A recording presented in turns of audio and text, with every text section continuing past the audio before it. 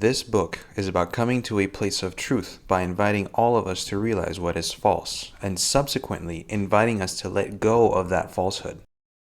It is about realizing that nothing is actually about you, nothing is in your control, and that your self's resistance to the present moment is what's preventing you from seeing the truth. It gives you tools for seeing what you are by pointing out to you what you are not. But this book is only the starting point, the first step in seeing the truth. The brunt of the work has to be done internally by you. If you want to skip reading this book and work through some self-inquiry questions by yourself, check out the link in the description.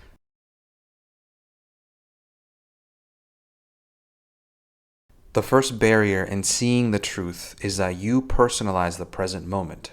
It goes from the neutral act of something that is happening to your perception of something that is happening to me, or something that affects me personally.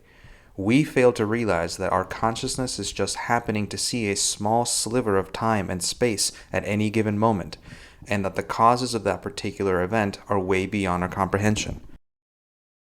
If it rains on our picnic, we think about how our picnic is ruined, instead of wonder and awe about the fact that water just falls from the sky sometimes, that the earth has its own irrigation system and we happen to be witnessing it at this very moment.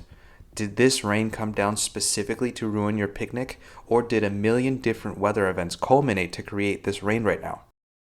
Furthermore, is this the only rain that is happening on the planet? Why do you care about this particular moment of rain and not some other moment of rain?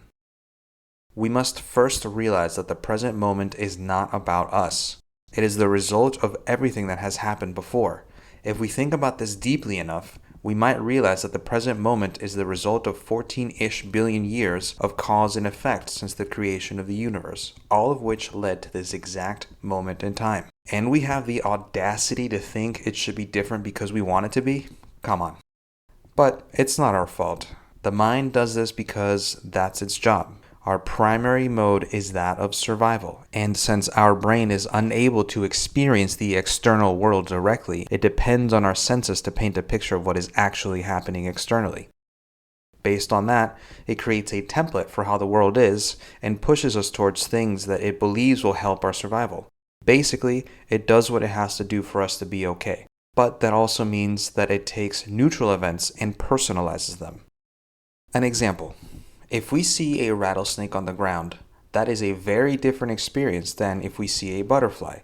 The experience of a rattlesnake feels bad, and thus we condition ourselves to avoid that experience in the future, whereas the experience of a butterfly feels really nice. Perhaps your brain remembers what that is like and clings to that feeling. Both holding on to what it was like to find a butterfly and pushing away what it was like to find a rattlesnake prevent you from moving on. You're still clinging to those experiences and preventing yourself from seeing what is. This creates a filter in your perception, where you are looking for the experience of a butterfly and looking for rattlesnakes in order to avoid them. This programming stays in your mind and colors everything around you. It filters your experience of the world. Think about the things you want and the things you want to avoid in your life right now. These can run your life if you don't make an effort to see them for what they really are. So ask yourself, what are you clinging on to? What are you resisting?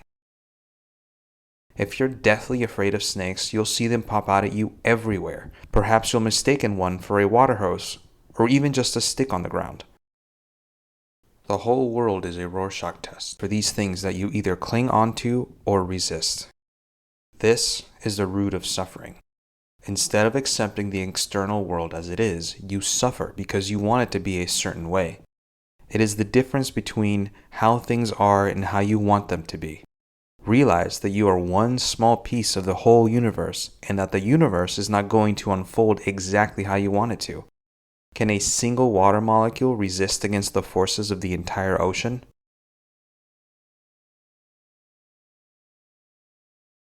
The second step is to realize that, much like you experience whatever is happening outside of you, you are also experiencing whatever is happening inside of you. You are not your thoughts or your emotions. You are experiencing your thoughts and emotions. Thoughts may be created purposely. For example, try saying hello in your mind right now, or they might materialize out of the ether. The latter is much more common and happens so often that we likely don't even notice it. Same with emotions. They seem to come up out of your being, sometimes overwhelming you with their force. The goal would be to let whatever thought or emotion that comes up flow through you and disappear on its own, without clinging onto it or resisting it. Simply surrender to the experience and allow it to pass through. This isn't easy because our mind will always think it's right, that its experience is valid and true. The problem with listening to thoughts and emotions is that these are tied to our preferences, our traumas, and our baggage. They're tied to our perception of what is good and what is bad, which, if you think about it, is just something that has been imprinted on you throughout your life. For example, think about what you consider beautiful in a person you're sexually attracted to. How much of this is due to societal conditioning versus your innate desires?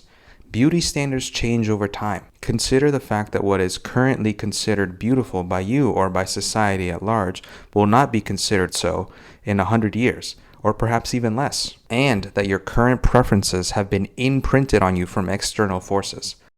Where else might this be the case? If you feel bad internally because of something that happened externally, the default reaction is to try to change the external. This avoids the problem and ensures that it will come back again later. The only solution is to address the problem at the root. It's an internal problem, so you need to address it internally. Instead of trying to control the mind or control your emotions, realize that there's a reason why they are the way they are, and a reason for what thought or emotion you are currently experiencing. Genuinely ask yourself why the mind is saying this or why this emotion is coming up, and peel back the layers that way. Once you get to the root, you'll be able to let go. And you must let go of who you currently think you are in order to be who you really are. This is how you can use the mind purposefully. Instead of using it to worry about things that aren't in your control, use it to contemplate what is true. Whenever a thought or emotion comes up that you want to either cling to or resist, use them as an opportunity for growth. The more you are able to witness these and push through the discomfort of working through them, the more you are able to surrender to the reality of the moment. Meditation can be helpful here, as it will teach you how to be present and conscious within, regardless of what thoughts or emotions come up. Whenever you feel the push or the pull of those energies, simply relax. Allow them to be fully. Tell yourself, I am okay with this experience right now, and I am not that, but I am the one that is observing that. That is living from a place of surrender. But this is only the first step in realizing the truth. Once you are able to create a distinction between subject and object, between the witness and the experience, including your thoughts and emotions, ask yourself, is the witness the ultimate truth? Or is it just another illusion that my ego is clinging on to? What would happen if this internal witness were to disappear?